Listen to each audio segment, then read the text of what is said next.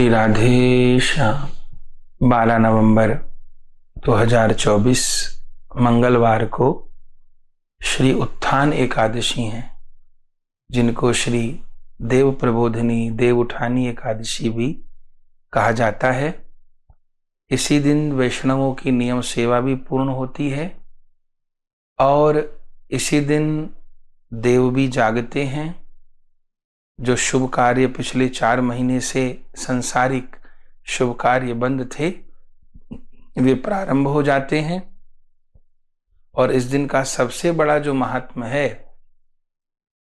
कि श्री तुलसी शालिग्राम जी का विवाह इस पावन तिथि पर होता है।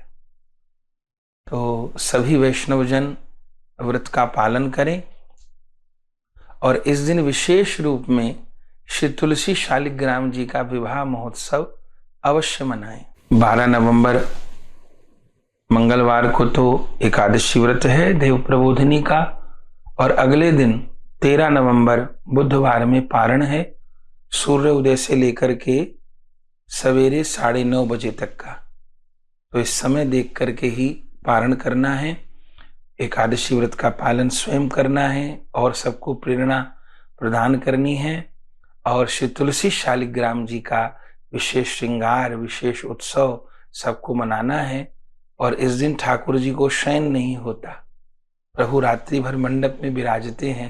तो उस भावना से वर्ष भर किसी एकादशी पर जागरण न हो सके, लेकिन देव प्रबोधिनी एकादशी पर जागरण करने का प्रयास करना चाहिए और जितनी देर हो सके उतनी देर कीर्तन नाम जप रात्रि को करना चाहिए।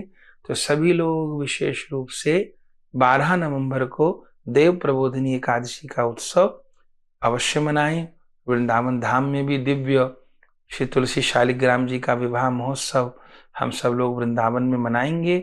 आश्रम पर भी उत्सव होगा, एक दूसरे स्थान पर भी उत्सव होगा, उसकी पूरी सूचना आपको प्राप्त होगी।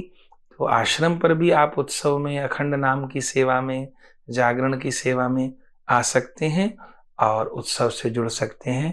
तो सभी को देव प्रबोधिनी एकादशी श्री तुलसी शालिग्राम विवाह महोत्सव की अनेकों बार बधाई है।